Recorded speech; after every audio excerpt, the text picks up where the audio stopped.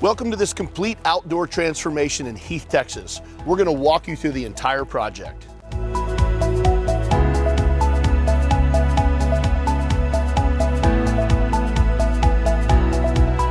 Starting with the front of this house, curb appeal was super important.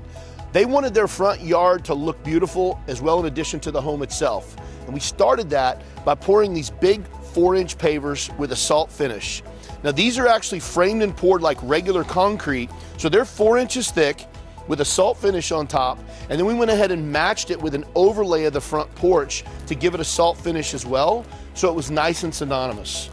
Then that leads right up to these big, beautiful double black doors. They're steel, they have a reflective tint on them so you can't necessarily see them from the street, but as you can see, they are a beautiful entryway into the house. Then we came in and we wanted to completely get rid of the maintenance of the front yard. So we turfed the entire thing. And by doing that, there's no more watering, there's no more mowing, there's no more edging or weed eating, and it stays beautiful year round. And to finish it off, we came in with these stone beds that are raised up to match the level of the windows, and then completed that with some beautiful landscaping. So to focus in on these raised beds, that really adds a lot of appeal to the house. We did do a white Austin stone, and then we put a Luder's cap on top. All of our beds are gonna come with a standard 6-inch deep by 12-inch wide concrete footing. And you can see it right down there at the bottom. And that helps the ground shift not crack and break up all your beds. The other thing is on the inside of this wall is actually a 4-inch cinder wall. So this wall is 8 inches thick. It's got a 4-inch block and it's got a 4-inch stone. So that way the integrity of it will last and endure any shifting or change or weather over a period of time. So why turf in the front yard, you might ask? Some HOAs actually won't allow it, some will. But here's the benefit. It looks nice and clean and well groomed, almost like a golf course. And the way the new turf is, it doesn't look fake. It doesn't even look synthetic. It just looks like a very well groomed yard, except you don't have to mow it, you don't have to water it, you don't have to seed it or fertilize it or treat it or weed it. You simply put it in and just leave it, and it's good for between 10 and 20 years, depending on what turf you buy. Here's one major problem with turf. When you put it in, it makes all the other neighbors' yards look terrible. Continuing in the front yard with some small details. There was another part of their yard over here that was grass, so we did go ahead and turf that just to make it complete so they wouldn't have to do any mowing. But they also wanted a little bit of extra room to be able to get in and out of their vehicles because they do have small children. So instead of this being turf, we went ahead and poured this concrete, widening their driveway about 5 feet.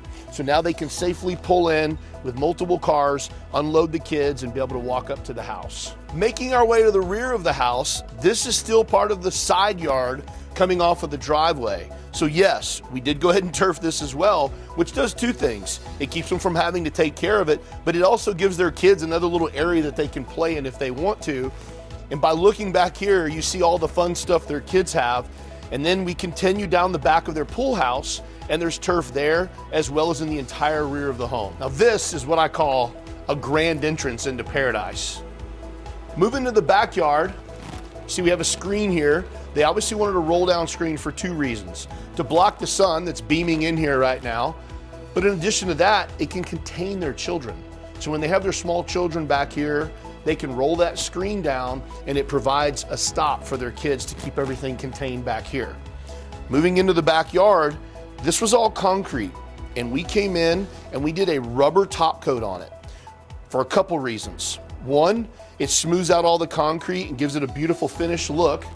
It's also a safety precaution. So with young kids, if they fall down on this, there's actually about a 1/4 inch thick of rubber that keeps the kids from having as much of a propensity to get hurt. So it looks good, it performs well, and it really hides all the imperfections in the concrete. As you move back here, you'll see we continued the rubber all the way around to the end of the house, and then we picked back up with our turf over there. So again, no mowing, no edging, no weed eating, none of the stuff that comes with grass, and it looks beautiful year round. So this is actually the existing patio area on the house. This is it, just this small area, in addition to, of course, the 2nd-story balcony. They did have a pergola over here with an outdoor kitchen area coming off the pool house, but it was pretty beat up, it was getting old, and they wanted something that was a little more pragmatic that they could get a lot more use out of. That's where we came in, helped them design this entire structure, and talked about all the different things that we wanted. The main thing is we always like to leave as much open space as possible. We want to limit the amount of posts and obstructions and maximize the amount of free span. So what we did here is this is giant LVLs, and there's actually 3 LVLs here that are supporting this because there is a dormer up on the roof, and this is actually built in to this house. So we replaced this with LVLs, and then we extended off of that to build the rest of our structure.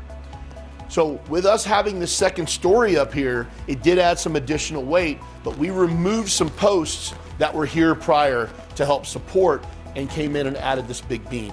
We wanted to have as much open area to be able to see the entire backyard. Again, they have young children. They wanted it to flow all over so the space was nice and open with minimal obstruction.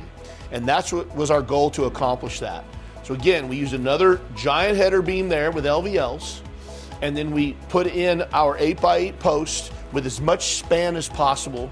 We did a dark pecan stain here, and then we finished it with this beautiful Rainier Plank that we're definitely going to talk about as a highlight of this structure. So to match the architecture of the home, we did come in and do these black painted soffit and fascia with black gutters, but we had such a long overhang here to give some additional coverage down there.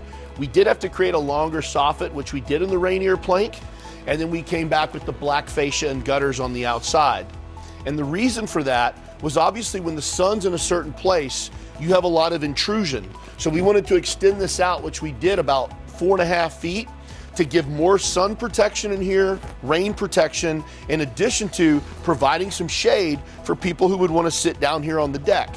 And if they want to get in the sun, they simply move their chairs out. So for our fixtures, we have these black ceiling fans. They've got 6-foot ceiling fans.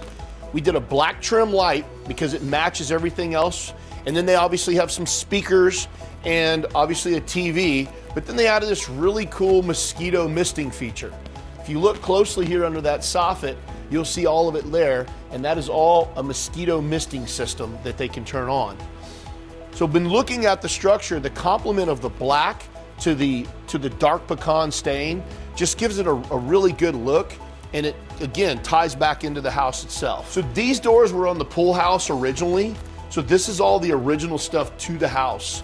We came in, we went to a little bit darker stain, which eventually this will change as well, but we still wanted it to match everything that was already on the house and just give it a really good feel of extension when you come out of the pool house or when you come out of the back door. So if you'll notice on the back door there, that's another addition that we did. We did the black steel doors in the front, and we came in and put black steel doors here for the rear entry as well as the side entry that goes out to the garage. So talking about this structure, I'm gonna dive right into absolutely the most beautiful part of it, and that is the ceiling.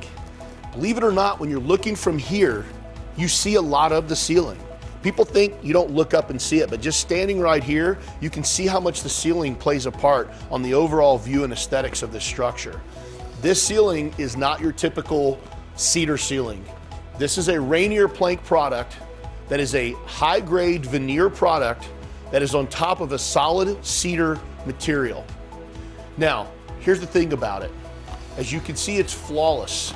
There's literally almost no blemishes in it, nor do you see any hardware, because we hide all the nails inside the grooves of the material.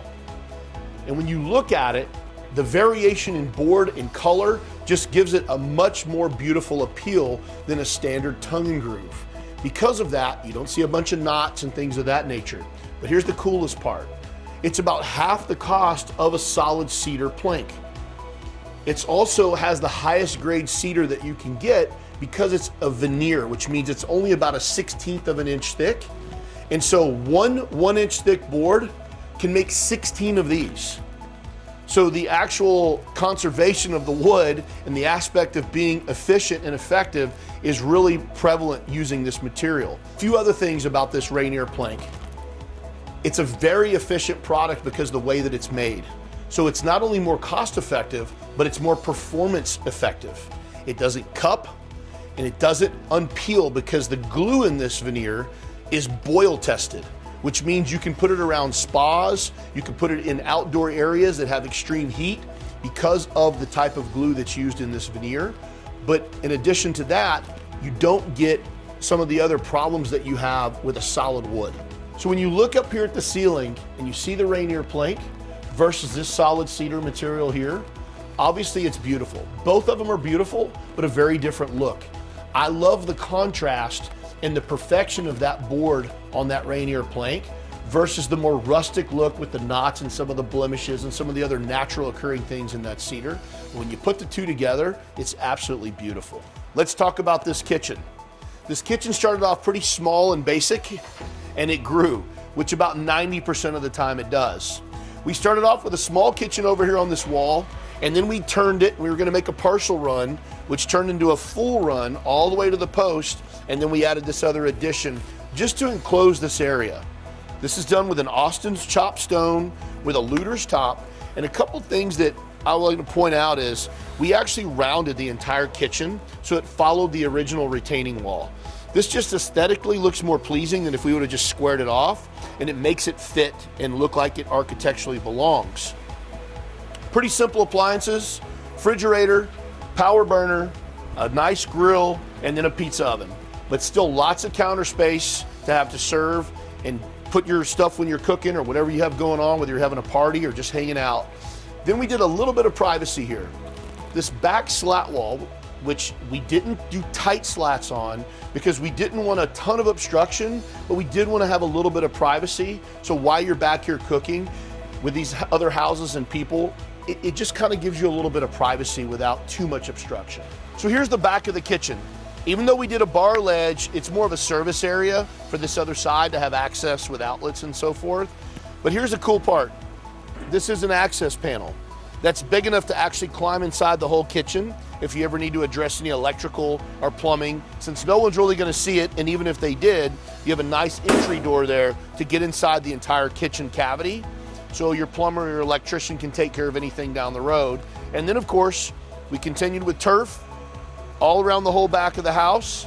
And then we added these slat walls. Now, we didn't build this structure, which houses all the pool equipment as well as a bunch of personal things. But we did add the slat wall again to give it a little bit of privacy without too much obstruction. So moving into the back of the house, again, keeping our flow of turf, no mowing, no watering, no maintenance, stays beautiful year round. We did this entire backyard in turf. And looking over there, you can even see how the turf follows grade, even though there's slopes in the yard, a little bit of a hill there. And then it just tightly fits around everything else. So it just gives it a really, really clean, beautiful look that stays green year round. So from here, it looks like that roof is perfectly flat, but it's not. There's actually a grade on it that you can't see because of our position down on the ground, but it actually slopes up. And the beams we talked about earlier are to support that dormer up top. That's why we had to go in with those massive LVLs to create an open, unobstructed area and still maintain support not only for that, but for our structure on the back side. So by looking at this again, it looks flat, but it's not. There's actually a pitch that goes up the roof line. Another small detail is on either side of this structure, there's a little eyebrow that slightly slants down. That's to make this roof line up with the pool house. Instead of it just floating and hanging out there, we add this little drop down on either side, so when you look at it, it matches the roof line exactly with the house. So when thinking about building your project, we always talk about understanding your layout. Obviously there's a lot of room back here. They have the original patio with 4 nice rocking chairs sitting there. They can come sit out here and enjoy their coffee in the morning. She actually said that her young kids love to sit in these chairs and rock. And then we move over here to the patio, where we have a perfectly set up living area in front of a nice big TV. They've got speakers, fans, lights, all the comfort you would have in your own home. And they can sit right here in this living area and enjoy it. Or they can move over here into the kitchen area, and they could even furthermore create another dining area here because they have plenty of space.